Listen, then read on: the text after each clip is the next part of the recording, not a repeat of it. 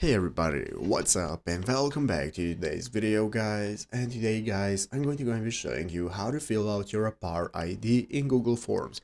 This is a very simple thing to do, so make sure to watch this quick and easy video to the very end, follow my steps correctly so you can make sure this works the same for you and you can do this yourself. But yeah guys, let's get straight into it. So first things first, we're going to go and be opening up the official Google Forms website right here at docs.google.com/forms. This is the main website that you want to open up, and once you have opened it up, you'll be greeted by the main page. So this is the home page right here.